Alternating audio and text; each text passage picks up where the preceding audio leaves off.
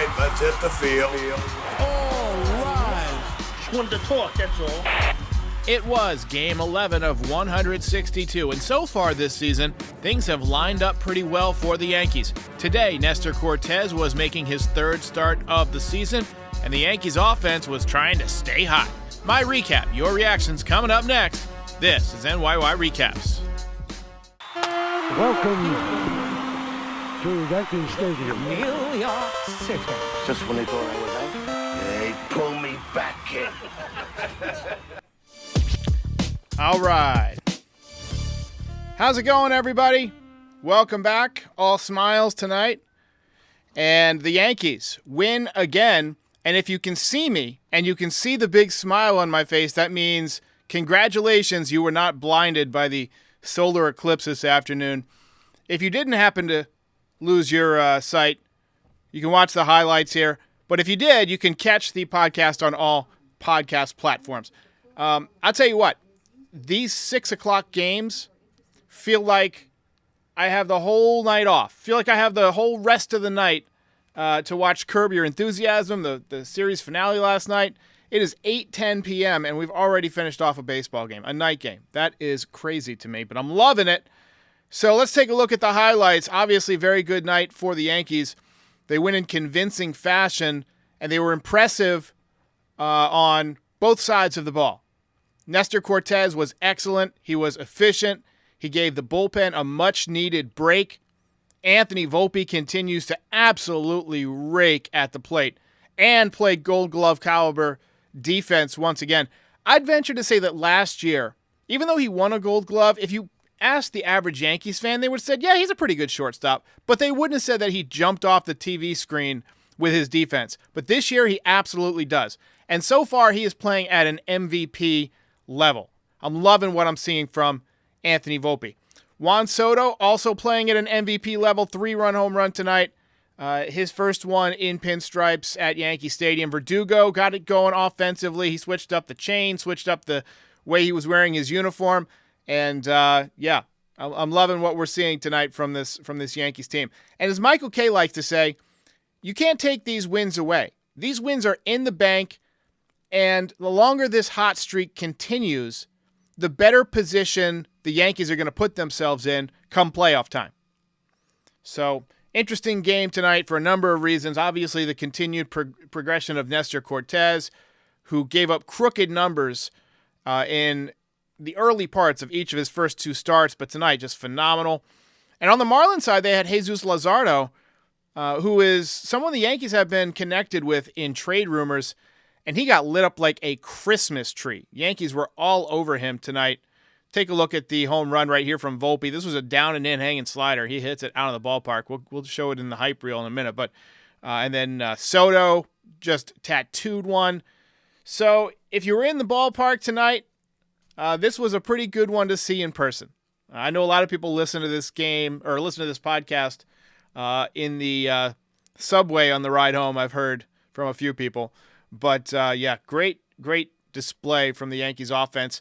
And Verdugo, slashing the ball all over the place. It looks like he's starting to get it going. Juan Soto playing with confidence.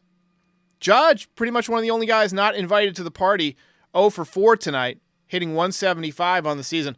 And Birdie, third baseman, he came from the Marlins. And my thought was that he has played defense behind Luzardo a number of times, seen him pitch in person a number of times. So he was my pick before the game to be the Yankees, maybe their best offensive player, and he was 0 for 3 with a couple of strikeouts, but he hasn't been playing much. And by the way, these cinematic views that MLB is putting out for their highlights recently, like the Juan Soto one we just saw, absolutely unbelievable. Giancarlo Stanton, somebody else we got to talk about, just raking the last few days. Ever since that 3 for 24 start, it's like a switch flipped for him. He hit a couple of hard line drives tonight. Continues to swing the bat very, very well. And Nestor, what can you say? 8 strong innings. Confident, efficient, beautiful pitching from Nasty Nestor. Loving what I saw tonight from him. All right, so it looks like the chat is filling up. We got about 600 people. Let's go through the blow-by-blow. Let's get it going. So yeah, third start of the season for Nestor Cortez tonight, and he broke out the shimmy, and with good reason. He was much more efficient and effective early in the game, retired the first 10 Marlins hitters, so 3 1/3 perfect innings to open up the game, and that allowed him to go deeper into the game, which is something we really need. The bullpen has been exhausted. It was Cortez and this guy who was making his major league debut tonight, whose name I still can't pronounce, Majaszewski. I butchered that. I only heard it pronounced the one time, so he had a nice easy inning. But Volpe all over the place on defense today, just keeps getting better and better. A couple of really good defensive plays. And then huge top of the fourth inning for the Yankees. Giancarlo Stanton got things started with an absolute laser-guided scud missile, 116 miles an hour off the bat. Rizzo filed up with a chop single to set things up for Mr. Volpe, and he tattooed one. Turning, looking. Home run for Volpe. Hit him in the stands, they can't catch him. Anthony Volpe. Dino Lighting says, Spectacular. Marlins watch the eclipse without sunglasses. Second home run of the season for Volpe. Could you be any hotter? Hanging breaking ball, and anybody who's played baseball will tell you those go a long, long way. 3-run shot that put the Yankees out in front 3-0. They were not done. 5 batters later, Juan Soto for the first time in home pinstripes. There it goes. That ball is high. It is far. It is gone. Home run for Juan Soto. He knew it. It was very, very high. But there was no chance it was staying in. 87 miles an hour up and in. It was a changeup that just stayed up. Poor placement. And Soto finds the right field porch for the first time in his Yankees career. Beautiful swing. He also had a double the opposite way tonight. I mean, he's just an amazing hitter to watch. He also drew a walk. His OPS is 1.010. That doesn't lead the team, though. Volpe leads the team. Soto was 2 for 3 with 3 RBIs. And hitting .357. So off to a very good start with the Yankees. And that's kind of abnormal. A lot of times these high-profile guys that the Yankees get from other teams struggle to adapt to New York. I mean, think of all the times it's happened. Think about, even Matsui when he first got here. I mean, he hit the grand slam, but he didn't hit for much power his first year. Giambi got off to a slow start. It wasn't really until this walk-off grand slam he hit against the Twins, I believe it was like May 19th, that he really took off. I could be off on the date there. It might have been in April, but I feel like it was May. Tino Martinez, another guy who was slow when he first came to the Yankees.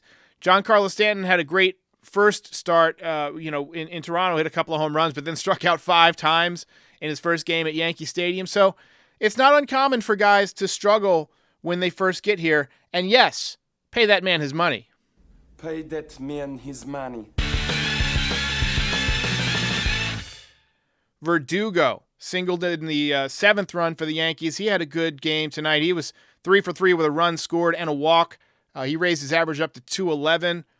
And now before the game, I tweeted that the Yankees needed to get 7 innings from Nestor Cortez and Carlos Rodon. And I got clowned on. A lot of people said, no way Nestor can give us 7, but he was excellent tonight. He gave us 8. He was efficient. He was throwing strikes. He was mixing up his pitches. And he was facing a team that was, 1-9. I hear you, but you still have to execute. And boy, he executed. That's nasty. Nasty. Nestor Cortez. Doug Rouse says Clemens also didn't have a great start with the Yankees. He switched his number from 12 to 22 about midway through the season. So, you see the effective outing from Cortez. He got strikes early. He was able to expand the zone a little bit, getting guys, to jam themselves by pitching in or to be out in front of those outside pitches that were kind of tailing away. You see the shimmy. He breaks that out when he's feeling uber confident, which he was tonight. Fastball was his fastball. It was 91, 92, but he was spotting it better. Not a ton of pitches over the middle of the plate. If they were over the middle of the plate, they were either up or down. He wasn't throwing middle like he was early in his Astros game to open up the season. But, he got strikes early and pitched well. And we look at his stats for the year now, starting to round into form. 3 games, 3.50 ERA on the season, 18 innings pitched.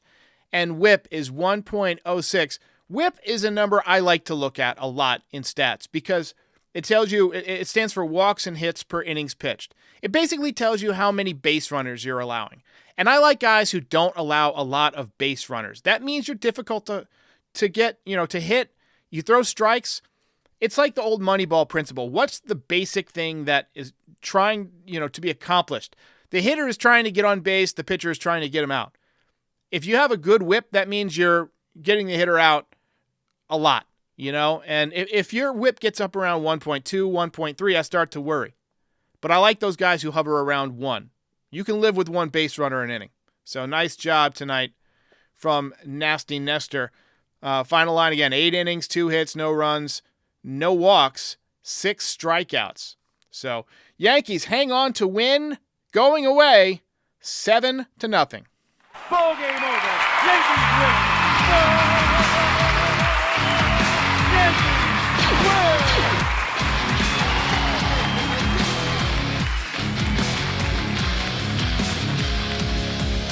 You're a winner. David Paez says, Nasty Nestor back with a vengeance. What a stud. And Seguru says his funky delivery cracks me up too. I love it. But I could get used to seeing it. Now tonight, we had some real genuine competition for the belt. I know Nestor was terrific, but we also had a 3-run home run and some great defense from Anthony Volpe. And Juan Soto played the hell out of some baseball tonight with a double, a home run, 3 RBIs, and a walk. Who's it going to be? And for those of you who have lost your eyesight in the eclipse, Nestor Cortez on the screen with the belts. Nick Monaco says, when Nestor can spot his cutter, he's pretty nasty. He was spotting the changeup tonight too well. So, beautiful performance from the Yankees. Pretty stress-free game. It's been a pretty stress-free season for the Yankees. They're now 9-2. That's an .818 winning percentage. Magic number 151.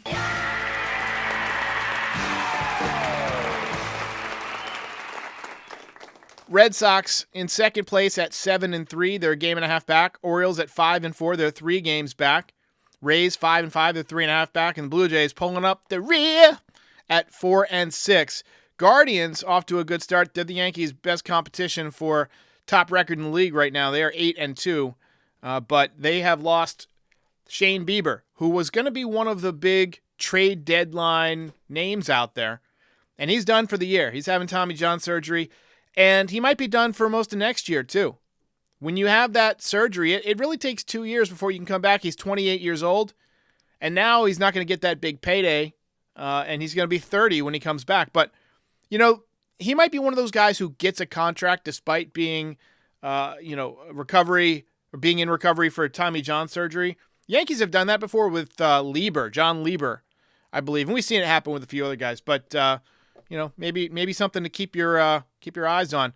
Nicholas Velasquez says, extend Volpe. I 100% agree.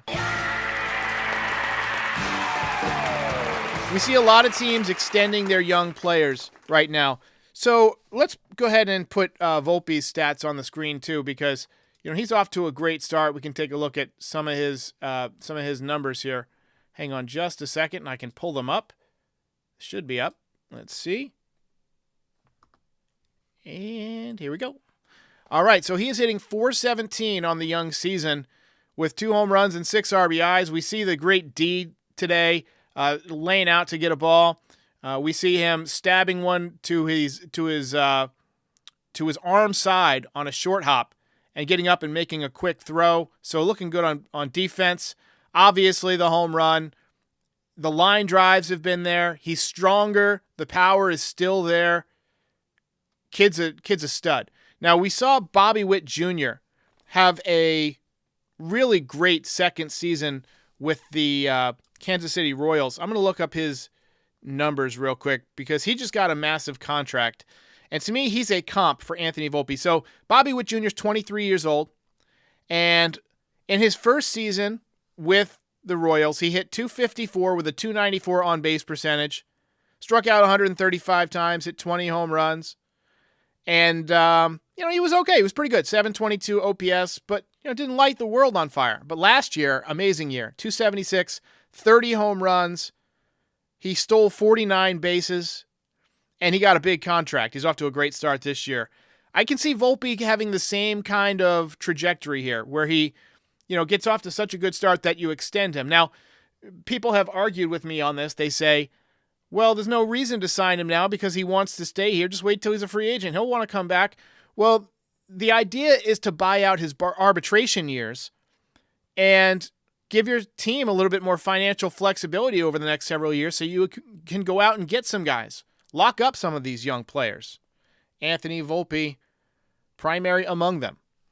So, anyway, Junior Caroma believes they will extend him, and I 100% agree with Junior Caroma.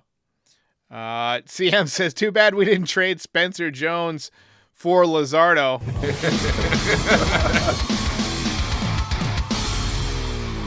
I'll be over here winning.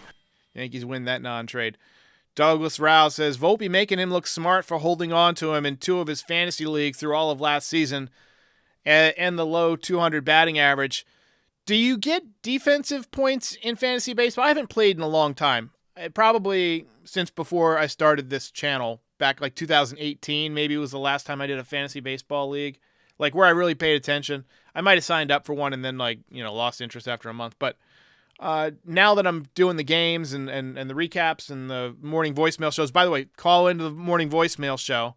We're doing it pretty much every day. I gave it a facelift this morning. So, if we're going to do it every day, might as well look great. So we added that this morning. So call in 718-899-1068. But when I played, you didn't really get anything for defense other than knocking points for errors. So let me know how he's doing on that. Wayne J said he would like it if Glaber stayed. I feel like Glaber might be pressing a little bit. Don't you guys? He's off to a slow start. I feel like he might be pressing a little bit in this contract year. But once he gets going, he's going to have a great year. And remember, he had a thumb injury early in the season where he came out of the game from swelling, came back in. It's still probably pretty sore.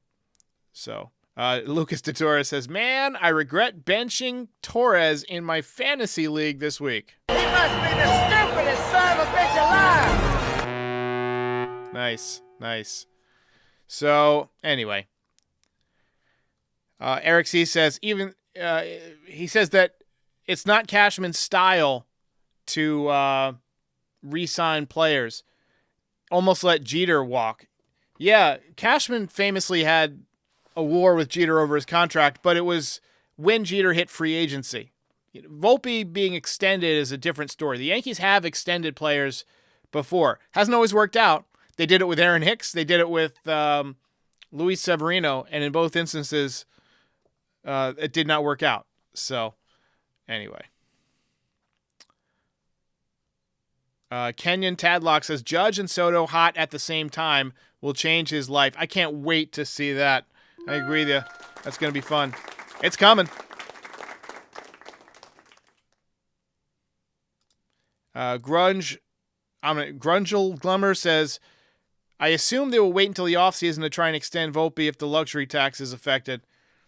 I mean, they can, what they would probably do is give him a contract that starts before next season or the season after. A lot of times they'll just buy out a few years of arbitration, right? So you don't have to go through the whole process of, submitting what you want, submitting what the player wants, and then, maybe battling it out in a courtroom environment, essentially. Players hate that. Teams don't want to do it. But Douglas Rao says, I want to see this line up with a Judge that is hitting Spencer Jones and Jason Dominguez. I mean, how much better can it be than tonight? I mean, Verdugo had 3 hits. Judge hitting obviously would help. And Soto hot. I mean, it sounds like you got one too many guys there. Stanton swinging the bat well. I can't wait to see Dominguez get back in general. I think he's going to be phenomenal. And you guys know I'm a Dominguez stan. So anyway, good night for the Yankees. It is 8:30. We're going to wrap it up a little bit early. I got to go finish the Curb Your Enthusiasm finale. You got to go.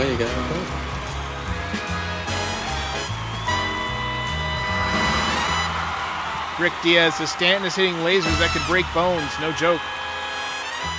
You remember when he hit one back at Masahiro Tanaka that hit him in the head? It was during the COVID intra-squad like practices or whatever. He smoked one that hit Tanaka right in the dome. I don't know how Tanaka's head stayed on his body. It was 112 miles an hour off the bat, but yeah, I'd imagine he still has nightmares about that. I know I would. All right, ladies and gentlemen, Yankees win this one going away.